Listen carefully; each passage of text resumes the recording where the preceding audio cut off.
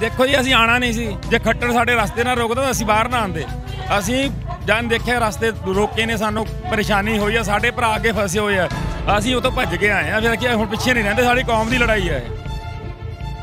ते डेमोक्रेसी दी घाण हो रहा है। ਜਦੋਂ मैं देखा कि डेमोक्रेसी का सत्यानाश हो रहा है, घाण हो रहा है, तो मैथों रहा नहीं गया। मेरी अंदर ही आत्मा ने आवाज़ दी कि तू जसविंदर कौर जो पढ़ाती सी कुछ तो वह नाश हो रहा, उसकी राखी के लिए you have to attend this function.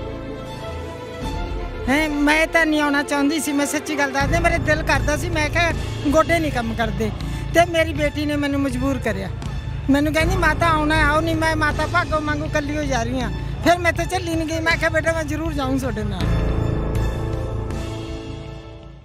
ਸਤਿ ਸ਼੍ਰੀ ਅਕਾਲ ਦੋਸਤੋ, ਤੁਸੀਂ ਵੇਖ ਰਹੇ ਹੋ ਨਿਰਪੱਖ ਪੋਸਟ। ਮੈਂ ਹਾਂ ਮਨਦੀਪ ਸਿੰਘ ਔਰ ਪਿੱਛੇ ਤੁਸੀਂ ਵੇਖ ਸਕਦੇ ਆ ਸਟੇਜ ਦੇ ਉੱਤੇ ਧੂਆਂਧਾਰ ਲੈਕਚਰ ਇਸ ਵਕਤ ਚੱਲ ਰਹੇ ਨੇ ਔਰ ਜੌਨ ਡੀਰ ਵਰਗੇ ਫੋਰਡ ਵਰਗੇ ਜਿਹੜੇ ਜਿਗਰੇ ਰੱਖ ਕੇ ਸਾਡੇ ਨੌਜਵਾਨ ਵੀ ਪਹੁੰਚੇ ਹੋਏ ਨੇ। ਪੰਜਾਬ ਦੇ ਨੌਜਵਾਨों, ਨਾ ਸਿਰਫ ਪੰਜਾਬ ਦੇ ਬਲਕਿ ਇਸ ਵਕਤ ਤਾਂ ਪੂਰੇ ਭਾਰਤ ਦੇ ਨੌਜਵਾਨ ਕੀ ਬਜ਼ੁਰਗ ਕੀ ਬੱਚੇ ਕੀ ਮਹਿਲਾਵਾਂ ਕੀ ਹਰ ਇੱਕ ਸ਼ਖਸ ਜਿਹੜਾ ਹੈ ਪਹੁੰਚਾ ਹੋਇਆ ਔਰ ਕੋਈ ਅਦਾਰਾ ਨਹੀਂ, ਕੋਈ ਮਹਿਕਮਾ ਨਹੀਂ ਜਿਹਦਾ ਨੁਮਾਇੰਦਾ ਨਾ ਇੱਥੇ ਪਹੁੰਚਿਆ ਹੋਵੇ। ਕੱਲ ਭੀਮ ਰਾਓ ਅੰਬੇਡਕਰ ਦੇ ਪੜਪੋਤਾ ਸਾਹਿਬ ਵੀ ਇੱਥੇ ਪਹੁੰਚ ਕੇ ਗਏ ਆ, ਹਮਾਇਤ ਦੇ ਕੇ ਗਏ ਆ। ਹੁਣ ਸ਼੍ਰੀ ਹਰਿਮੰਦਰ ਸਾਹਿਬ ਦੇ ਹਜ਼ੂਰੀ ਰਾਗੀ ਵੀ ਪਹੁੰਚ ਗਏ ਆ। ਅਸੀਂ ਕੋਠਿਆਂ ਦੇ ਉੱਤੇ ਖੜੇ ਆ, ਕੋਠਿਆਂ ਦੇ ਉੱਤੇ ਆਉਣ ਨੂੰ ਪੌੜੀਆਂ ਨਹੀਂ ਨੇ, ਪਰ ਜਜ਼ਬੇ ਰੋਕ ਨਹੀਂ ਸਕੇ ਸਾਨੂੰ ਔਰ ਇਹਨਾਂ ਨੌਜਵਾਨਾਂ ਨੂੰ। ਪੌੜੀਆਂ ਨਾ ਹੁੰਦੇ ਕੋਈ ਵੀ ਕੋਠੇ ਟੱਪ ਟੱਪ ਕੇ ਇੱਥੇ ਪਹੁੰਚੇ ਹੋਏ ਆ ਔਰ ਹਿੱਲਣ ਦਾ ਨਾਂ ਨਹੀਂ ਲੈ ਰਹੇ। ਗੱਲ ਕਰ ਲੈਂਦੇ ਆ ਬਾਈ ਜੀ। ਸਾਸੀ ਬਾਈ ਜੀ, ਦੇਖ ਰਹੇ ਆ ਮੈਂ ਕੋਠਿਆਂ ਤੇ ਤੁਸੀਂ ਚੜੇ ਹੋਏ ਆ, ਤਾਂ ਹੀ ਸਾਨੂੰ ਵੀ ਮਜਬੂਰ ਹੋਣਾ ਪੈ ਗਿਆ ਵੀ ਯਾਰ ਜੇ ਇੰਨਾ ਜਜ਼ਬਾ ਹੈਗਾ ਵੀ ਸਾਨੂੰ ਕਵਰ ਕਰਨਾ ਚਾਹੀਦਾ। ਬਾਈ ਜੀ ਕਿੱਦਾਂ ਲੱਗਦਾ? ਨੀਚੇ ਉਤਰਨ ਦਾ ਦਿਲ ਨਹੀਂ ਕਰ ਰਿਹਾ, ਘਰਾਂ ਨੂੰ ਜਾਣ ਦਾ ਦਿਲ ਨਹੀਂ ਕਰ ਰਿਹਾ? ਨਹੀਂ ਜੀ ਨਹੀਂ, ਆਪਾਂ ਤਾਂ 26 ਤਰੀਕ ਦੇ ਆਏ ਹੋਏ ਆ। ਘਰਾਂ ਨੂੰ ਕੋਈ ਜਾਣਾ ਕੰਮ ਕਰਕੇ ਜਾਵਾਂਗੇ ਨਾ, ਹੱਲ ਕਰਕੇ ਜਾਵਾਂਗੇ। ਕੋਈ ਸਿਰੇ ਲਾ ਕੇ ਜਾਵਾਂਗੇ, ਸਿਰੇ ਲਾ ਕੇ ਜਾਣਾ ਜੀ। ਰਾਤੀ ਵੀ ਗੱਲ ਹੋਈ, ਅਮਿਤ ਸ਼ਾਹ ਨੇ ਫਿਰ ਜਵਾਬ ਦਿੱਤਾ ਹੈਗਾ। 19 ਸਾਡੀ ਸਟੇਜ 5 ਕਿਲੋਮੀਟਰ ਹੋਰ ਵਧਣ ਲੱਗੀ ਆ। ਬਹੁਤ ਕਾਫਲਾ ਆ ਰਿਹਾ, ਉਲਟਾ ਅਸਰ ਪੈ ਰਿਹਾ। ਉਲਟਾ ਦੇਖੋ ਜੀ, ਅਸੀਂ ਆਣਾ ਨਹੀਂ ਸੀ। ਜੇ ਖੱਟਰ ਸਾਡੇ ਰਸਤੇ ਨਾ ਰੋਕਦਾ ਤਾਂ ਅਸੀਂ ਬਾਹਰ ਨਾ ਆਂਦੇ।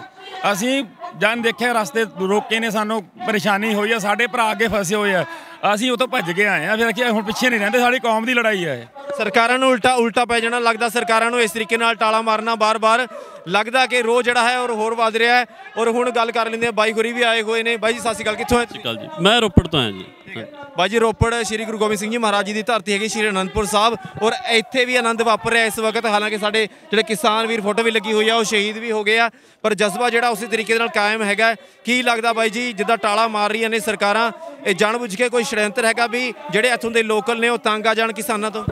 ਬਿਲਕੁਲ ਜੀ ਬਿਲकुल। ਇਹ ਇੱਕ ਸਬਰ ਦੇਖ ਰਹੇ ਆ ਕਿ ਇਹ ਸਬਰ ਦਾ ਬੰਨ ਕਦੋਂ ਟੁੱਟੂਗਾ। ਪਰ ਇਹ ਜਿਹੜਾ ਐਜੀਟੇਸ਼ਨ ਚੱਲ ਰਿਹਾ, ਜਿਹੜਾ ਬਿਲਕੁਲ ਸ਼ਾਂਤਮਈ ਤਰੀਕੇ ਦੇ ਨਾਲ ਚੱਲ ਰਿਹਾ, ਇਹਦੇ ਵਿੱਚ ਸਾਰੇ ਨੌਜਵਾਨ, ਮੈਂ ਹਰਿਆਣੇ ਵਾਲੇ ਵੀਰਾਂ ਦਾ ਖਾਸ ਕਰਕੇ ਧੰਨਵਾਦ ਕਰਦਾ। ਉਹਨਾਂ ਦੀ ਬਹੁਤ ਸਪੋਰਟ ਹੈ।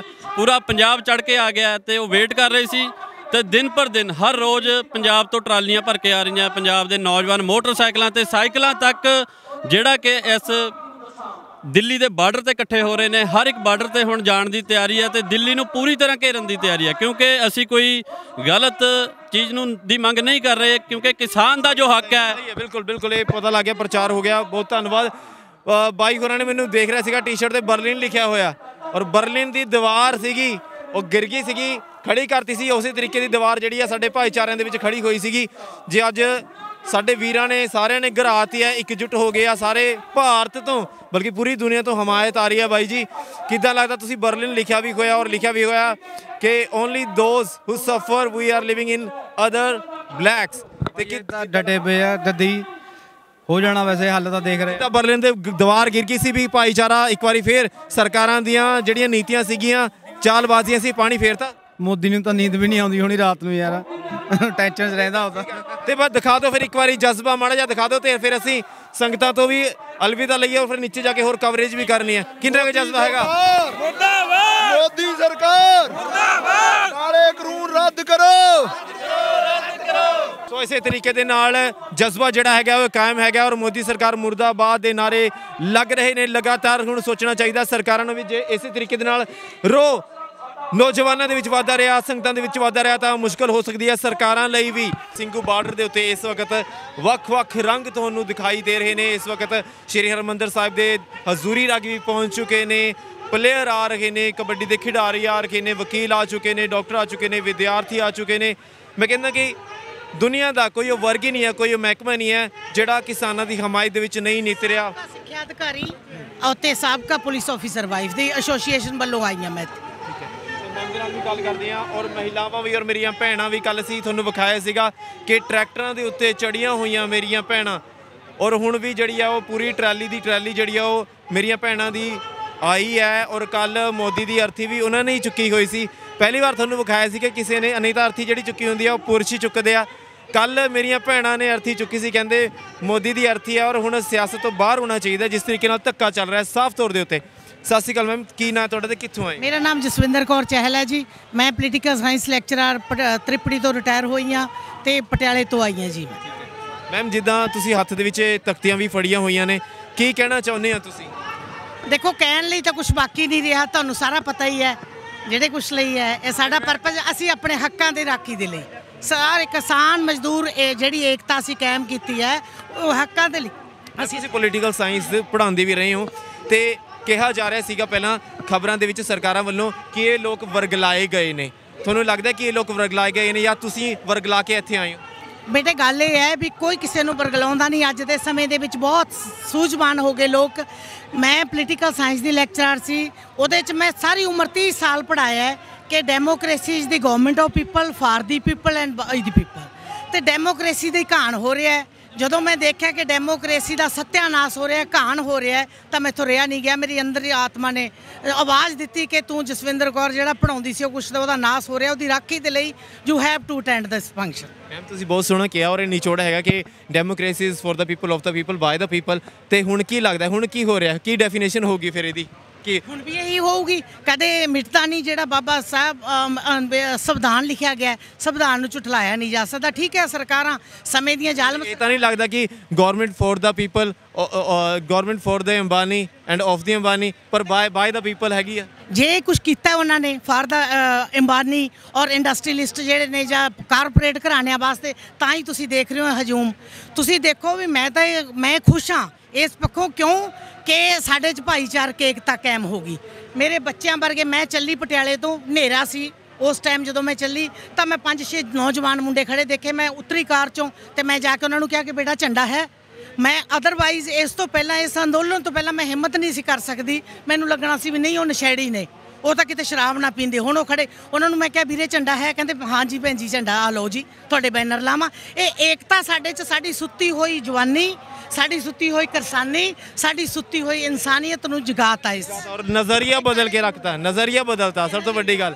ਬਿਲਕੁਲ ਬਿਲਕੁਲ, ਬਹੁਤ ਸੋਹਣੀ ਤੁਸੀਂ ਗੱਲ ਕੀਤੀ ਹੈ, ਨਜ਼ਰੀਆ ਬਦਲ ਗਿਆ। ਪਹਿਲਾਂ ਮਾਤਾਵਾਂ ਹੁੰਦੀਆਂ ਸੀਗੀਆਂ ਉਹ ਘਬਰਾਉਂਦੀਆਂ ਹੁੰਦੀਆਂ ਸੀ ਕਿ ਪਤਾ ਨਹੀਂ ਕਿਸ ਤਰੀਕੇ ਦਾ ਬੰਦਾ ਹੋਊਗਾ ਇਹ, ਪਰ ਹੁਣ ਜਿਹੜਾ ਹੈ ਇੱਕ ਇਹੀ ਲੱਗ ਰਿਹਾ ਕਿ ਇੱਕ ਸਾਡਾ ਕਿਸਾਨ ਵੀਰ ਜਿਹੜਾ ਹੈਗਾ ਉਹ ਸੰਘਰਸ਼ ਕਰ ਰਿਹਾ ਔਰ ਇੱਕ ਚੰਗੇ ਰੂਪ ਦੇ ਵਿੱਚ ਪ੍ਰਗਟ ਹੋ ਰਿਹਾ ਸਾਰਿਆਂ ਦੇ ਸਾਹਮਣੇ। ਮਾਤਾ ਜੀ ਵੀ ਆਏ ਨੇ। ਮਾਤਾ ਜੀ ਸਤਿ ਸ਼੍ਰੀ ਅਕਾਲ ਜੀ। ਸਤਿ ਸ਼੍ਰੀ ਅਕਾਲ ਜੀ। ਕੀ ਨਾਂ ਤੇ ਕਿੰਨੀ ਉਮਰ ਤੁਹਾਡੀ?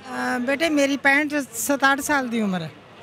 ਮੈਂ ਤਾਂ ਨਹੀਂ ਆਉਣਾ ਚਾਹੁੰਦੀ ਸੀ, ਮੈਂ ਸੱਚੀ ਗੱਲ ਦੱਸਦੇ, ਮੇਰੇ ਦਿਲ ਕਰਦਾ ਸੀ, ਮੈਂ ਕਿਹਾ ਗੋਡੇ ਨਹੀਂ ਕੰਮ ਕਰਦੇ, ਤੇ ਮੇਰੀ ਬੇਟੀ ਨੇ ਮੈਨੂੰ ਮਜਬੂਰ ਕਰਿਆ। ਮੈਨੂੰ ਕਹਿੰਦੀ ਮਾਤਾ ਆਉਣਾ, ਆਓ ਨਹੀਂ। ਮੈਂ ਮਾਤਾ ਭਾਗੋ ਵਾਂਗੂ ਕੱਲੀ ਹੋ ਜਾ ਰਹੀ ਹਾਂ। ਫਿਰ ਮੈਂ ਤਾਂ ਚੱਲੀ ਨਹੀਂ ਗਈ। ਮੈਂ ਕਿਹਾ ਬੇਟਾ ਮੈਂ ਜ਼ਰੂਰ ਜਾਊਂ ਤੁਹਾਡੇ ਨਾਲ। ਮਤਲਬ ਤੁਸੀਂ ਕਹਿ ਰਹੇ ਹੋ ਕਿ ਦਿਲ ਤੁਹਾਡਾ ਇੱਥੇ ਹੀ ਸੀਗਾ, ਪਰ ਗੋਡਿਆਂ ਦੇ ਕਾਰਨ, ਸਰੀਰਕ ਤਕਲੀਫ ਦੇ ਕਾਰਨ ਸਾਰਾ ਦਿਨ ਬੇਟੇ ਫੋਨ ਤੇ ਟੈਲੀਵਿਜ਼ਨ ਤੇ ਇਹੀ ਦੇਖਦੇ ਆ, ਹੋਰ ਕਦੇ ਕੁਝ ਵੀ ਨਹੀਂ ਕੁਝ ਦੇਖਿਆ ਹੈਗਾ। ਹਾਂ, ਹੁਣ ਸਾਡੀ ਬੇਟੀ ਨੇ ਸਾਨੂੰ ਇੰਨਾ ਮਜਬੂਰ ਕਰਿਆ ਤਾਂ ਸਾਨੂੰ ਆਉਣਾ ਪਿਆ।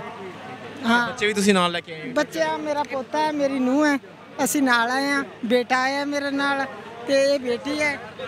ਮੇਰੀ ਜਲੰਧਰ ਤੋਂ ਆਏ ਨੇ ਤੇ ਸਾਰੇ ਆਏ ਆ। ਅਸੀਂ ਵੀ ਕਰਨੀ ਚਾਹੁੰਦੇ ਹਾਂ। ਤੋਂ ਆਏ ਆ, ਇਹ ਪਟਿਆਲੇ ਤੋਂ ਆਏ ਨੇ, ਇਹ ਜਲੰਧਰ ਤੋਂ ਆਏ ਨੇ।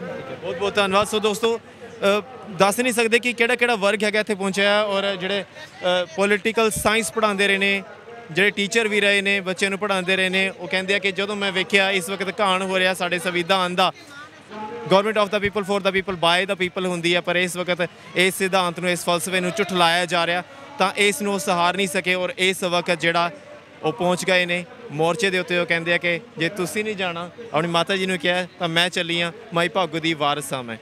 ਸੋ ਇਸੇ ਤਰੀਕੇ ਦੇ ਨਾਲ ਹੁਮ ਕੇ ਇੱਥੇ ਲੋਕ ਪਹੁੰਚ ਰਹੇ ਨੇ ਔਰ ਵੱਖ-ਵੱਖ ਰੰਗ ਤੁਹਾਨੂੰ ਅਸੀਂ ਵਿਖਾਉਣ ਦੀ ਕੋਸ਼ਿਸ਼ ਕਰ ਰਹੇ ਹਾਂ, ਕਿਉਂਕਿ ਇਹ ਜਿਹੜਾ ਸੰਘਰਸ਼ ਇਸ ਵਕਤ ਚੱਲ ਰਿਹਾ ਇਹ ਸਿਰਫ ਕਿਸਾਨਾਂ ਦਾ ਸੰਘਰਸ਼ ਨਾ ਹੋ ਕੇ ਬਲਕਿ ਮਨੁੱਖਤਾ ਦਾ, ਇਨਸਾਨੀਅਤ ਦਾ ਸੰਘਰਸ਼ ਇਸ ਵਕਤ ਬਣ ਚੁੱਕਿਆ ਹੈ। पंजाब अते पंजाबियत नाल जुड़िया हर मुद्दा, हर खबर निरपक्ष तरीके नाल तुहाडे तक पहुंचण दी कोशिश विच तुसीं भी देवो साडा साथ। तां हुणे लाइक करो साडा फेसबुक पेज, सबसक्राइब करो यूट्यूब ते अते फॉलो करो इंस्टा अते ट्विटर ते निरपक्ष पोस्ट, खबर दी निरपक्ष आवाज। विजिट करो www.nirpakhpost.com।